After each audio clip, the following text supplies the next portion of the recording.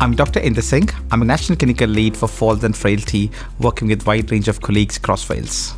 Across the nations or the world, when people have fractures, if they are osteoporotic fractures, they're often missed. So what we started in Wales, that we identify these patients promptly using a digital innovation.